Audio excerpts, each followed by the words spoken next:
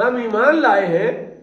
قرآن نے چونکہ اس لفظ کو اس ایسا خوبصورت پیرائے میں لکھا، فرمایا یمنون علیک ان اسلموا، محبوب آپ پر احسان جتلاتے ہیں کہ ہم ایمان لائے. آپ کو جتاتے ہیں، آپ کو بتاتے ہیں کہ ہم ایمان لائے. یمنون علیک ان اسلموا قل لا تمنوا علی اسلامکم، آپ کو مجھ پر اپنے اسلام کا لانے کا احسان نہ رکھو.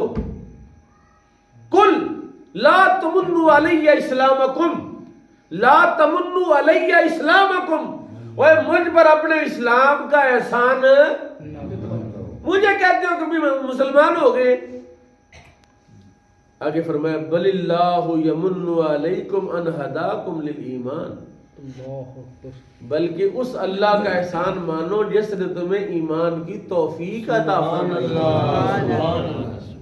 یعنی یہ جو لوگ ہیں کلمہ گو لوگ ہیں، کلمہ پڑھنے والے کا شادی ہے یا بیاہ ہے، خوشی کا موقع ہے، غمی کا موقع ہے، یار مولوی فتویٰ لے کے آ جاتے ہیں، مولوی ایسے تنگ کرتے ہیں، مولوی یہ کرتے ہیں وہ کرتے ہیں.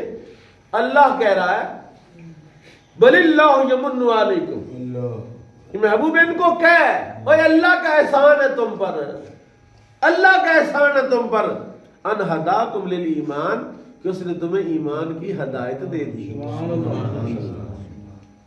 اور جب میرا رب کسی کو ہدایت نہ دے اس کی حالت پتہ کیا ہوتی؟ جو پینے والی چیز ہے وہ گراتا ہے اور جو گرانے والی ہے وہ پیتا ہے.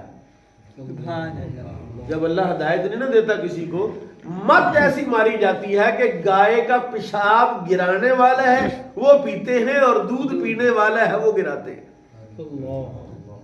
یعنی دماغ کام ہی نہیں کرتا کہ پاک اور طیب اور خوشبودار چیز کو وہ بتوں کے قدموں پر گراتے ہیں اور پیشاب جو ناپسندیدہ مکروہ اور بدبودار چیز ہے اس کو پینا شروع کر دیا.